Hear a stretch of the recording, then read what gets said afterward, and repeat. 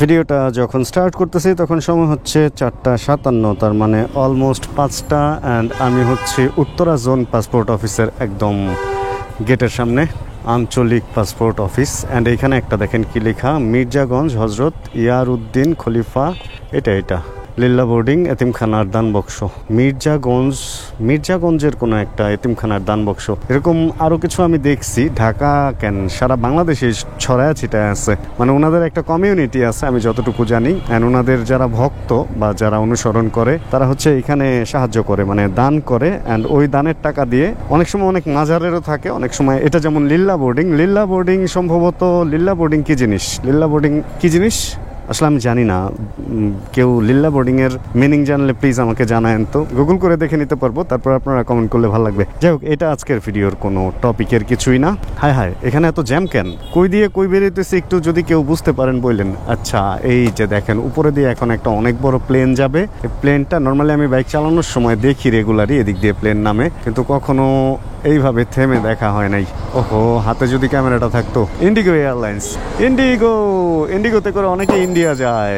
Indigo কি Indian কোনো airlines কিনা কে জানে। আচ্ছা, এখানে কারেন্টের খামের কাজ হইতেছে, পোলের আর কি, খাম না থাম হবে কিছু একটা। এটাও আজকে আমাদের ভিডিও টপিক না। ফার্স্ট অফ অল একটা গল্প শোনাই আপনাদেরকে। গল্পটা হচ্ছে, একটা ছেলে বা মেয়ে, মানে ইয়াং টিনেজ, অ্যান্ড সে সারাদিন ফোনের মধ্যে ঢুকে থাকে, মানে ফোন টিপতে থাকে, ফোনের মধ্যেই দেখে হয়তো সামাজিক যোগাযোগ মাধ্যম বা অন্য কিছু। সারাদিন ফোন, মানে ফোনের বাইরে সে তাকাই না। তো একদিন তার বাবা এসে দেখে যে এরকম, সেও ফোন দেখতেছে, তার মাও ফোন দেখতেছে। যাই হোক, তার মার ব্যাপারটা বাদ দেই। তো বাচ্চারা তার বাবা বলতেছে যে, বাবা দেখো, এই ফোনের ভিতরে যে সারাদিন ঢুকে থাকো, এই ফোনের বাইরেও যে একটা দুনিয়া আছে, ওইটাও মাঝে মধ্যে একটু দেখো। তো বাচ্চারা আসলে এমন দূর অবস্থা চলতেছে, সে বাবারে বলতেছে, বাবা লিঙ্কটিও দেখে নিব, বাইরের দুনিয়া সে লিঙ্ক দিয়ে দেখে নিবে। এই হচ্ছে অবস্থা। তো আসলে আমাদেরও অনেকের অবস্থা এই টাইপেরই হয়েছে। এই ব্যাপারটা নিয়ে একটু আপনাদের সাথে ভেঙে কথা বলি। বিশেষ করে আমি দেখছি আমাদের ইউটিউবে যারা ভিডিও দেখে, তারা আসলে ইউটিউব প্ল্যাটফর্মটাই এরকম যেখানে মানুষ ভিডিও দেখার জন্যই আসে, তো এই জন্য তারা আসলে ভিডিওটা বুঝেই দেখে। এখন ফেসবুকে স্ক্রোল করতে করতে ভিডিও চলে যায় সামনে, অ্যান্ড ফেসবুকে আমার দেখবেন যে ভিডিওতে, যদি আপনারা কেউ ফেসবুকে ভিডিও দেখেন, দেখবেন যে কমেন্টগুলা খুব বাজে টাইপের হয়। লাস্ট 3-4টা ভিডিও যদি দেখেন, কমেন্টগুলা খুব বাজে টাইপের পাবেন আর কি। আর আন্দোলনের টাইমে যে ভিডিওগুলা, আন্দোলনের আগে বা পরে যে ভিডিওগুলা গেছে, ওগুলাতেও খুব বাজে টাইপের কমেন্ট আসছে। 99%ও বাজে কমেন্ট আসছে, এমনও হয়েছে। এটার পিছনে কারণ হচ্ছে, তারা কখনোই মনে হয় যারা বাজে কমেন্ট করে, তারা আমার চ্যানেলটারে ঘুরে একবারও দেখে নাই বা আগে পিছে কোনো ভিডিও দেখে নাই। ওই যে ভিডিওর থাম্বনেল আর টাইটেল দেখে, অ্যান্ড ওটা দেখেই ধরেন যে একটা কমেন্ট করে দেয়। ব্যাপারটা অনেকটা ওইরকম যে লিঙ্ক দিয়েও দেখে নিব, মানে দুনিয়া, বাইরের দুনিয়া কি জিনিস এইটাই তারা মাথায় নেয় নাই। বা আমার ভিডিওতে আমি কোন ব্যাপারগুলো শেয়ার করি, জান ভাই জান, এত হর্ন দিয়েন না জান। তো যেটা বলতেছিলাম, যে ব্যাপারগুলো ভিডিওতে শেয়ার করি, ওইগুলো সম্পর্কে কোনো আইডিয়া বা কোনো কিছু না নিয়েই তারা হয়তো ওই একটা থাম্বনেল দেখে বা টাইটেল দেখেই ফার্স্টে কমেন্ট করে, তারা হয়তো ভিডিওটা দেখেই না। আমার এরকম মনে হয় কেন জানো, কারণ আন্দোলনের ব্যাপারটা বাদই দিলাম, যেহেতু ওইটা পেছনে চলে গেছে। রিসেন্ট বন্যা পরিস্থিতির অবস্থা খারাপ, এটা আমরা সবাই জানি। অ্যান্ড আজকে আমি একটু দেখাই আপনাদের, দেখেন ব্যাকগ্রাউন্ডে ভিডিওটা দিয়ে দিতেছি। আমার বাসা থেকে বের হইতেও কিন্তু এরকম আমার পানি দিয়েই বের হইতে হয়। অ্যান্ড আমি একটা প্লাস্টিকের স্যান্ডেল পরে বের হয়েছি আজকে, কারণ হচ্ছে কোনো অন্য স্যান্ডেল পরে বের হলে ভিজে গেলে ওইটা পরে থাকা কষ্ট, জুতা পরে বের হওয়া তো পসিবলই না। আমাদের বাসাটা অনেক পুরানো, এই কারণে হচ্ছে উঠানটা একটু নিচু, পানি জমে যায়। আজকে সকালে আমার ঘুম ভাঙছে বৃষ্টির আওয়াজে, মানে এত বৃষ্টি হইতেছে, ভয় লাগতেছিল যে পানি কখন যেন ঘরে পর্যন্ত চলে আসে। এই একটা অবস্থার মধ্যে ঘুম আর আসতেছেই না। এর মধ্যে আরেকটা ঘটনা হয়েছে, ওইটাও একটু পরে বলতেছি। যাই হোক, উঠলাম, উঠে দেখি উঠান পুরা পানিতে টইটুম্বুর, অ্যান্ড বৃষ্টি কিছুটা থামছে। অ্যান্ড তারপরে আবার ঘুমানোর চেষ্টা করলাম, আবার একটু বৃষ্টির আওয়াজ হয়, আকাশে একটু থান্ডার বোল্ট হয়, অ্যান্ড আমার ঘুম তো উড়াল দেয়। এই অবস্থায় চলতেছিল আজকে আমার সকালে। এর মধ্যে একটু ঘুম আসলো। আচ্ছা, ওই ব্যাপারটা আগে শেষ করে নিই, ঘুম আসার পরে কি হয়েছে ওটা পরে বলতেছি। তো আসলে ওই থাম্বনেল আর টাইটেল দেখেই কমেন্ট করে দিয়েন না ভাই, ভিডিও একটু দেখার ট্রাই করেন। বন্যা পরিস্থিতির অবস্থা কি চলতেছে, এটা আপনিও যেমন জানেন, আমিও ওরকম জানি। আমরা যারা অর্থ দিয়ে সাহায্য করতে পারতেছি, যারা সম্পদ দিয়ে, যারা সামর্থ্য দিয়ে বা শক্তি দিয়ে সাহায্য করতে পারতেছে ওইভাবেই করি। এবং যারা আপনাদের মতো কমেন্ট করতেছেন তারা এগুলো না করে অ্যাটলিস্ট দোয়া করেন তাদের জন্য, যারা বন্যার্থ আছে তাদের জন্য দোয়া করেন। ওই সারাদিন খবরে বা ইউটিউবে ফেসবুকে ভিডিও দেখে মনে করেন না যে আপনি ওখানে পৌঁছায় গেছেন, আপনি ওখানে পৌঁছান নাই। বন্যার একটা নতুন লিঙ্ক দেখেই আপনি বন্যার্থদের সাহায্য করে ফেলেন নাই বা ওইখানে নাই। আপনি জাস্ট এটাই করতেছেন, বন্যার ভিডিও দেখতেছেন, এর মধ্যে আমার ডেইলি লাইফের ভিডিও আসতেছে। এখন ডেইলি লাইফে আমি তো বন্যার ওখানে নাই, আমি যদি বন্যার ওখানে থাকতাম তাহলে বন্যার ভিডিও আসতো। এখন বানায় অন্যান্য জায়গার বন্যার ছবি কালেক্ট করে আমি আপলোড দেওয়া ভিডিও বানানোর ওই লোক আমি না। এরকম আমি অনেক জায়গায় অনেক কিছু দেখছি। এক জায়গায় একটা ঘটনা ঘটলে বহুত আগের ভিডিও কালেক্ট করে নতুন একটা ভিডিও বানায় জাস্ট ভিউর ব্যবসা করার জন্য। ভাই আমি ভিউর ব্যবসা করতে আসি নাই। হ্যাঁ, ভিউর ব্যবসা আমার আছে, বাট আমার ডেইলি লাইফে আমি যা করতেছি তাই দেখাই। আমি যদি কালকে বন্যা এলাকায় যাই, কাউকে যদি সাহায্য করতে পারি ওইটাও দেখাবো, সাহায্য না করতে পারলে ওইটাও আপনারা জানতে পারবেন। বাট অবশ্যই বন্যার্থদের সাহায্য আমাদের করা উচিত। যারা আমরা সাহায্য না করতে পারবো তাদের ওই যে দোয়াটা অ্যাটলিস্ট করা উচিত যে আল্লাহ আসলে এরকম বিপদ আর আমাদেরকে দিও না। এমনি আমাদের দেশটা অনেক বাজে অবস্থার ভিতরে দিয়ে গেছে লাস্ট 1-1.5-2 মাস। এখন আমাদের একটু জেগে ওঠার সময় আর কি, আবার একটু উন্নয়ন করার সময়। এই অবস্থায় যদি এরকম বন্যা হয় আমাদের দেশ আরও অনেক পিছায়া যাবে।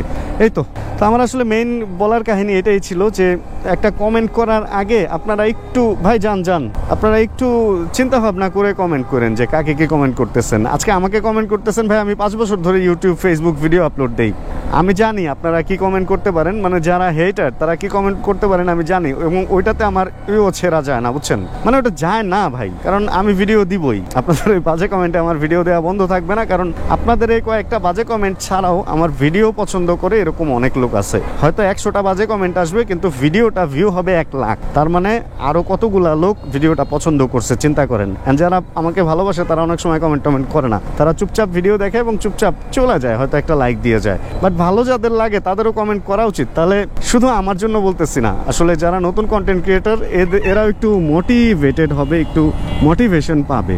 ভালো কমেন্ট মোটিভেশন দেয়, খারাপ কমেন্ট আসলে ডিমোটিভেট করে, এটাও সত্যি কথা। বাট ওই যে বললাম আমি অনেক পুরানো ইউটিউবার, তো আমার ওই খারাপ কমেন্টেটাও ছেড়া যায় না। আসলে এ হচ্ছে অবস্থা। সরি একটু বাজেভাবে কথা বললাম। অ্যান্ড এবার আসি ওই ব্যাপারে যে ব্যাপারটা বলতে যায় থেমে গেছিলাম। আবার একটু ঘুমের চেষ্টা করতেছিলাম, বৃষ্টি যখন কমলো। অ্যান্ড ওই অবস্থায় আরেকটা ফোন আসলো, বললো যে বাইকের নাম্বার হবে আর ঠিক 2 দিন পরে ডেট দিল, অ্যান্ড 2 দিন পরে এই বাইকটা নাকি নিয়ে যেতে হবে। এখন ঘুমের ঘরে ইয়েস বলে তো রাখছি। পরে আমি আবার ফোন দিলাম, ফোন দেওয়ার পরে জানতে পারলাম যে আসলে এখনো পর্যন্ত রক্ষণাবেক্ষণ তত্ত্বাবধানটা বিআরটিএতে খুব ভালোভাবেই হচ্ছে। অ্যান্ড এখন বাইক দেখায় এই বাইকের নাম্বার নেওয়া লাগে, এই জন্য সকাল 10টার সময় নাকি আমার এই বাইকটা নিতে হবে, নিয়ে দেখায় তারপরে নাম্বার নিতে হবে। শুনে একটু খারাপ লাগছে যে সকালে ঘুমটা নষ্ট করে আমার যাইতে হবে, কিন্তু আরেক দিক থেকে বেশ ভালো লাগছে যে নিয়ম কানুনে যেহেতু আসতেছে, সেহেতু নিয়ম কানুনের মধ্যেই সব থাকুক। 1000, 1500, 2000 টাকা আমাদের ঘুষ না দিতে হোক, তাহলে আরো বেশি ভালো হয়। এই যে একটা আন্দোলন হয়েছে, এই আন্দোলন থেকে আমাদের মনে হয় একটা শিক্ষা নেওয়া উচিত। শিক্ষাটা কি জানেন? শিক্ষাটা হচ্ছে আমরা আর ঘুষ দিবই না। প্রত্যেকদিন আমরা বিআরটিএতে যদি 1000 লোক যাই, 1000 লোক যদি কোনো কাজই না করি, যে ঘুষ দিয়ে আমরা কাজ করব না, ঘুষ ছাড়াই আমরা কাজ করব, তাহলে আমরা কাজ করবই না।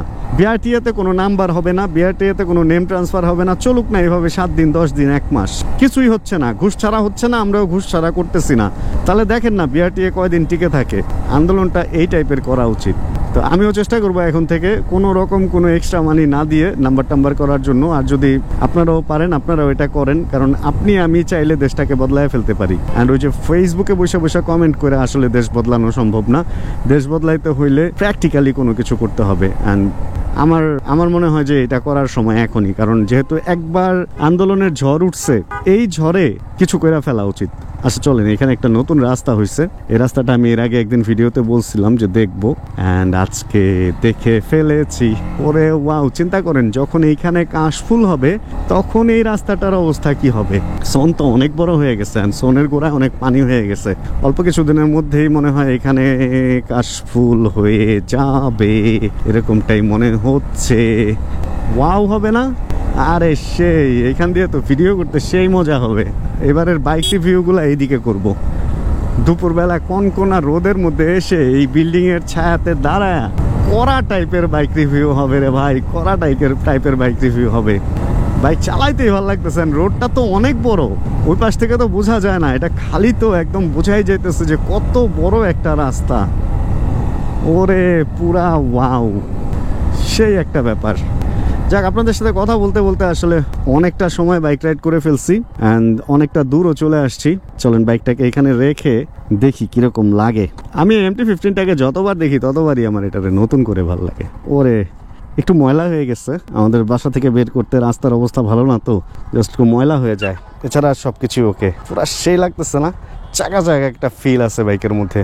যাক, তাহলে এই ভিডিওটা থেকে আজকে এখানে বিদায় নিয়ে নিই। একটু টুকটাক কিছু কথা আপনাদের সাথে শেয়ার করার ছিল, এই জন্য ওগুলো শেয়ার করলাম। হোপ রাখতেছে অনেকের ভালো লাগছে, অনেকের খারাপ লাগছে। যদি ভালো লাগে কোনো কিছু প্লিজ একটা লাইক দিয়ে দিন। চ্যানেলে নতুন হলে প্লিজ সাবস্ক্রাইব করে আমাদের ফ্যামিলি মেম্বার হয়ে যান। দেখা হবে আবার সামনের ভিডিও। তার যতক্ষণ পরবর্তী ভিডিও নিয়ে আমি না আসতেছি, প্লিজ জানাবেন কে কোন জায়গা থেকে ভিডিও দেখছেন, আমারও ভালো লাগবে। ভালো ভালো কমেন্ট করবেন, খারাপ কমেন্ট যে করবেন না তা না, করেন ভাই, করলে যে বললাম না ওইটাই। তাহলে দেখা হচ্ছে সামনের ভিডিও। যতক্ষণ পরবর্তী ভিডিও নিয়ে আমি না আসতেছি ততক্ষণ ইনশাআল্লাহ আমরা থাকবো ভালো, আমরা থাকবো সুস্থ এবং করতে থাকবো চিল ইনশাআল্লাহ। Chill Pro. Check the mic and make sure it sound right, boy.